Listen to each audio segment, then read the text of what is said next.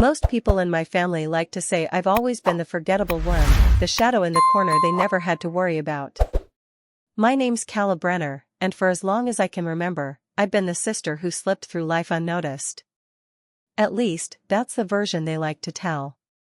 The quiet one. The one who didn't do anything remarkable. No husband, no titles, no drama, just gone before I was old enough to argue. So when I walked into that ballroom in plain black, not a single badge or ribbon on me, no one even flinched. My mom gave a slight nod. Dad barely acknowledged me. And my little sister, Arlen? She let out a dry chuckle. You actually came, she said, half laughing.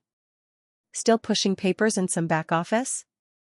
That got a few polite snickers from the table. I just smiled, didn't bother saying a word. This night wasn't about me anyway.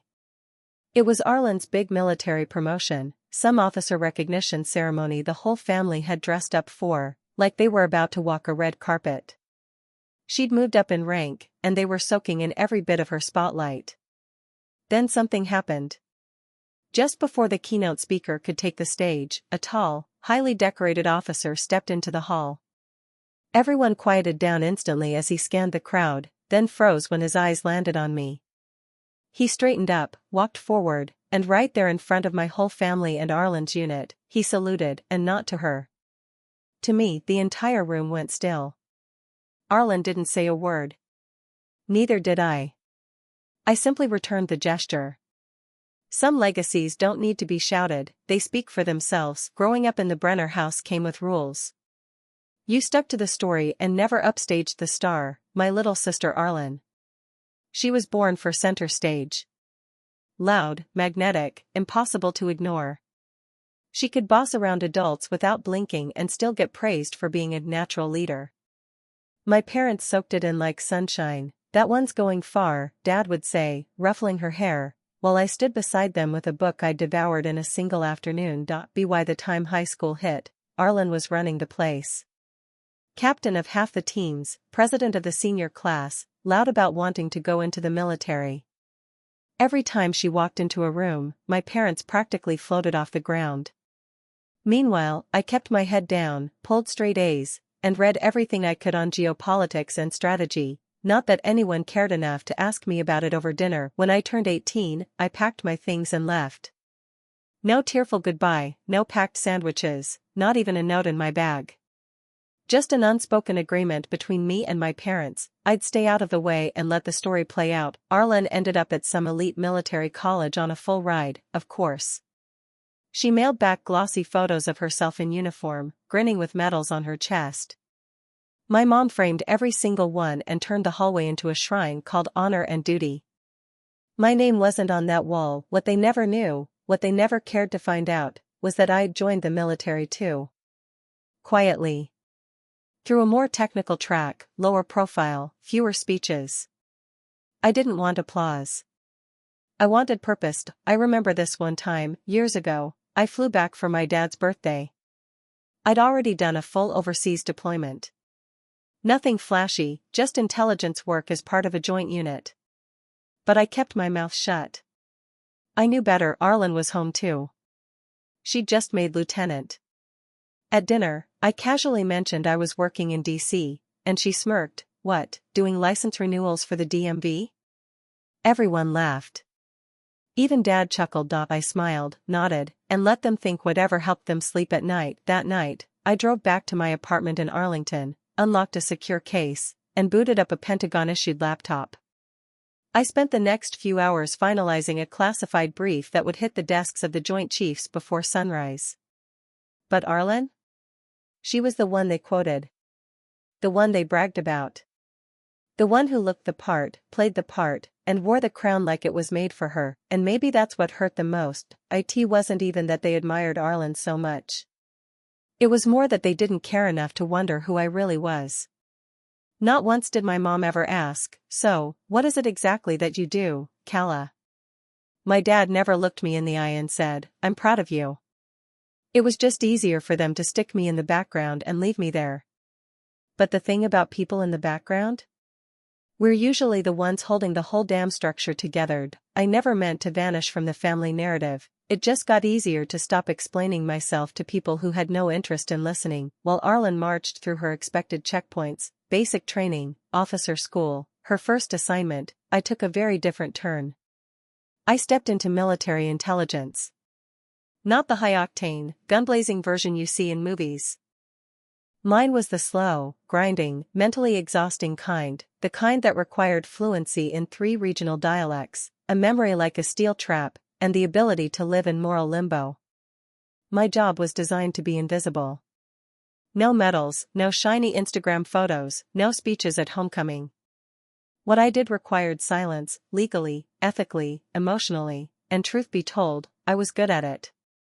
Better than I thought I'd be. I started out in signals, combing through encrypted comms, running decryption protocols that would drive most people insane with repetition. It wasn't sexy work, but I had an eye for patterns. Patterns others missed.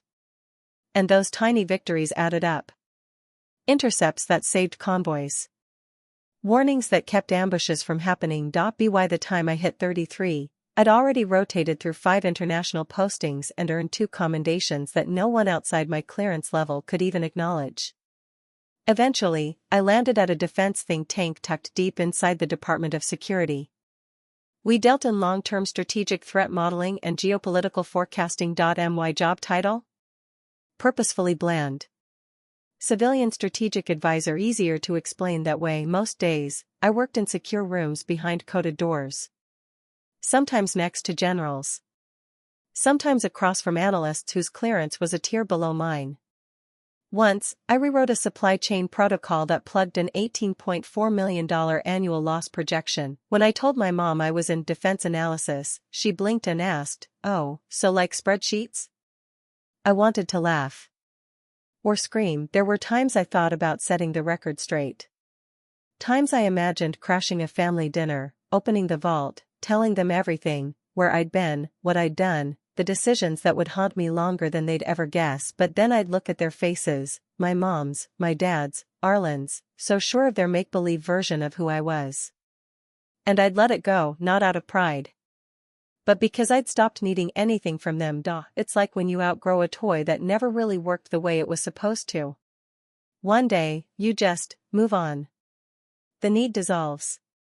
You let it go. The last time I saw Arlen before that banquet, she was on a short leave. I had just stepped out of a debrief in DC, one that ran late and ended with people in suits looking very, very concerned. I stopped for coffee at a quiet spot near Larchmont Avenue. Arlen spotted me first. Waved me down like we were old college friends bumping into each other. She sat across from me like we were equals. Like she saw me. Within 5 minutes, she was off and running, talking about her last field op, bragging about how she overrode a command decision during a simulation. The guy was floored, she said, eyes wide. Told me I'm tracking toward major within the year. I nodded, gave a polite half-smile. Then she leaned in a bit, lowered her voice like she was offering me insider stock advice. "You know," she said, "you should think about going back to school or something. You're smart. I bet you could land an admin role at a base." I didn't blink. Didn't flinch. Just took a sip of my coffee. "Thanks, Arlen," I said evenly. "I'll think about it." She meant well. And that was the worst part. She genuinely believed she was handing me a rope to climb out of whatever basement she imagined I'd been living in. She wasn't being cruel. She was being sincere. That was the moment it fully clicked for me. Not only did they never care who I really was, they'd built an entire fantasy around who they assumed I wasn't, and they'd lived inside that version of me like it was the truth carved in stone. So when the invitation showed up a few months later for Arlen's promotion banquet, I already knew what I'd be walking into. Still, I decided to go, not to prove anything, but just to see it for myself. To witness how far someone could climb inside their carefully curated little universe without ever realizing someone else had been quietly pulling gravity all along. The invite came in the mail, tucked inside this flowery envelope with gold embossed lettering. At first glance, I thought it was a wedding announcement. "You are cordially invited to the promotion ceremony honoring First Lieutenant Arlen Brenner." It listed a swanky banquet hall just off Fort Eastbrook, near where she was stationed, and detailed the expected decorum: formal dress, civilian attire or full military uniform. At the bottom, in neat cursive I recognized instantly, was a handwritten line from my mother: "If you come, please keep it low-key. This night is for Arlen." I stared at that sentence for what felt like hours. I wasn't shocked. My parents had always been obsessed with optics. When Arlen accomplished something, it was a family-wide event. When I did, it was an invisible checkpoint, quiet, unspoken. They never hung my certificates. Never bragged about my achievements. To them, my life was something best kept off the record, like a redacted file. For a while, I considered skipping the whole thing. It's not like anyone would have noticed I was gone, but there was something about that handwriting, so familiar, so restrained, that hit me harder than I expected. And maybe I was just tired of letting their silence rewrite who I was, tired of being the missing piece no one asked about. So I bought a ticket. I left the uniform in my closet. Instead, I packed a simple black dress. Long sleeves. No flair. No insignia. Just neutral. Respectful. A silhouette in the background. When I got to the banquet hall, the place was buzzing with polished pride. Officers in decorated uniforms gathered in tight clusters, backs straight, shoes gleaming. Tables were arranged in neat rows, some for families, others for higher ranks. I spotted my parents right away. Dad had on that same outdated blazer he wore to every semi-formal event, and Mom had a navy blue sheath dress that still had the price tag tucked under her wrap. Arlen was in the center, beaming, surrounded by her squad, laughing loud enough for the room to hear. She looked good. Poised. Sure of herself. She'd always had that kind of presence, like she was born with a spotlight. Then she saw me. And for a split second, something in her face changed. "You made it," she called out, voice a touch too bright. There was a pause. And then, just as quickly, she added, "Everyone, this is my sister, Kala. She, works admin, I think?" Civilian sighed, "Right?" A few heads nodded politely. One officer gave a clipped smile. Another had already turned back toward Arlen, eager to hear some story involving tactical drills or helicopter insertions. I just smiled and stayed quiet. My mother motioned to the empty seat beside her, but Arlen cut in, light voice, sharp eyes. "Maybe she can sit at the family table, Mom. I've got some of the team here." Her tone sounded casual, like a suggestion. But her eyes told a different story. So I walked across the room and found a seat at the edge of a long table near the back. The air was heavy with cologne and starch. Glasses clinked. Laughter floated under the high ceilings like streamers. No one said anything cruel. No one made a scene, but there's a type of silence that's more vicious than any insult, the kind that deletes you quietly from your own family photo. Then Arlen's name was called. She took the stage, clear-voiced, confident as ever, and launched into her thank yous, commanding officers, mentors, and of course, our parents. The room erupted in applause. The toasts came next, clinking glasses, practiced smiles, easy laughs. I lifted mine, took a quiet sip, and stayed in my lane. No one asked what I did. No one connected the dots when two visiting officers shot me curious looks, brows tight like they almost recognized me but couldn't quite place it. They assumed I was just some civilian. A secretary. A tag-along, and I let them, because if there's one thing you master in my line of work, it's this: the quieter your arrival, the louder the impact when the truth finally lands. After Arlen wrapped her speech, the room slipped into that post-ceremony buzz, warm, relaxed, full of muted celebration. Servers floated through with trays of perfectly plated steak or chicken, and I watched from the far edge of the room as people leaned close, gushing and flattering and tossing gossip between forkfuls. Arlen worked the tables like a seasoned politician, balancing charm with humility, spinning field anecdotes into full-blown sagas. She had always known how to own a room. My parents trailed behind her like loyal campaign managers, introducing themselves with glowing pride. "Yes, we're her folks," I heard my dad say. "She's always been a leader," my mom added. "We knew it when she was 5. No one said a word about me, and that was fine. I didn't come to be seen. I came to remind myself why I stopped trying to belong in their version of family. Somewhere between the final toast and the dessert course, something shifted. The air changed, voices dipped, the double doors at the back of the room opened, and in walked a man I recognized immediately, Lieutenant General Granger, 3 stars, once the head of strategic operations. Retired just under a year, but the authority still clung to him like armor. He moved with precision, deliberate, focused. Not a single step wasted. The room sensed him before they even saw him. I caught the murmurs starting. Why is he here? He scanned the crowd, nodded to a few familiar faces, shook a couple hands.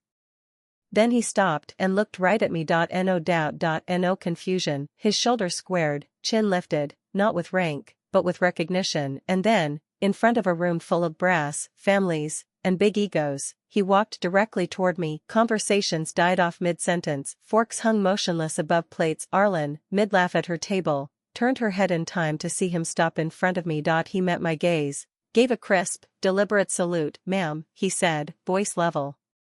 Didn't know you'd be here. It's an honor.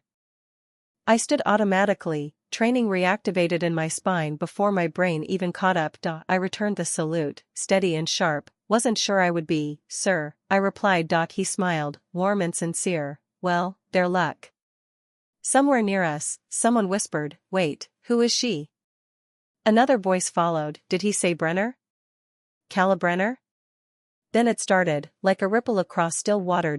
In circles where operations were whispered, not posted, where outcomes shifted and names weren't listed. Mine carried weight, not in news clips, not on plaques, but in the field. In the dark. In places where results spoke louder than ranks. General Granger extended his hand. Your work on Delta Ghost saved lives. Never had the chance to say thank you. I shook his hand once. You just did. Behind him, Arlen stood frozen, that shine in her smile faded. My parents blinked, confused, rewinding. A young officer at her table, one of the same who'd laughed earlier at her story, straightened in his seat, staring between the general and me. You're that Brenner? He asked, eyes wide. I didn't answer. Didn't have to, because the truth had arrived. And it didn't need an introduction. There was no thunderclap. No gasp. No applause. Just recognition. The room, which had been so full of certainty a moment earlier, now held its breath. Sometimes, life doesn't blow up with fireworks. Sometimes, it just stops. A single beat. A breathless pause, and in that silence everything is said. After General Granger returned to his seat, no one tried to carry on like nothing had happened, because they couldn't. Something in the room had shifted, quiet but irreversible, the story they'd all been telling themselves. It didn't fit anymore. Arlen sat back down, her face unreadable, her hands, normally flying as she spoke, were still, resting in her lap. I saw her glance at our dad. He offered a small, uncertain smile. Our mom just stared down at her napkin, folding the corner over and over like she needed something to keep her fingers busied. It wasn't shame on their faces, it was confusion, the kind that hits when you finally realize you've misunderstood someone for years, and now the rewrite feels like a foreign language. A few people approached me, quietly, respectfully. Some shook my hand. Others just gave a nod. No one asked for details.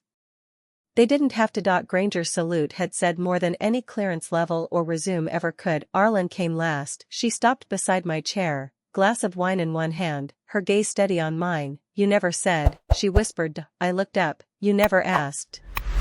She blinked like something cracked open inside her, something small but loud, and for a second, I saw her the way she used to be, fierce, ambitious, not cruel, just unaware. I didn't know, she said, softer now. No, I told her. You didn't want to. I wasn't angry, not anymore. All I ever wanted was for her to understand that silence doesn't always equal absence, that humility isn't the same as invisibility, that sometimes, the strongest person in the room is the one who never needed to be noticed at all. And for the first time in as long as I could remember, she didn't have a comeback. No joke. No deflection, just a quiet nod, and then she stepped back and let the truth stand where it belonged. I left without ceremony. No big exit. No dramatic glances, just the echo of my heels across polished marble floors. Not a retreat. Not a victory, just clarity. There was nothing left to say, nothing left to prove. What needed to be seen had already cut through the noise, clean and sharp. Outside, the cold air hit me like a reset button. Still quiet, the kind of cold that clears your head. I took a breath. Let it sink in. No one needed anything from me in that moment, and for the first time in years, neither did I. Back home, I moved through the dark like muscle memory. No lights. No sound, just me and the silence, my oldest companion. I opened the hallway closet, reached behind the coats, and pulled out the garment bag I hadn't touched in years. Unzipping it felt like peeling open a sealed memory. My dress blues were just as I'd left them, clean lines. Ribbons in place, the nameplate read Brenner.no rank. Didn't need it, the name had carved its own gravity. That uniform had stood in rooms most people never even imagined, across from men who gave orders with nothing more than ANOD. It carried my voice into places where timing was life, and instinct made the difference between a number and a name. But I never brought it home, never wore it to Thanksgiving. Never corrected Arlen when she talked over me, never interrupted our parents when they changed the subject. I let them keep their illusion of me, not because I believed it, but because correcting them always cost more than just letting them be wrong. But that night, Granger's salute did what years of silence never could. It tilted the ground beneath their version of things. They didn't ask follow-ups, they didn't need to. They just sat with the realization the character they'd written out of the script had been directing the play behind the curtain all along. They spent years pretending I wasn't there. Now they'll spend the rest of their lives knowing I always was, just not in the way they ever expected. I never wanted their spotlight, never needed their permission, because I was never chasing a stage. I was the reason the stage stood at all.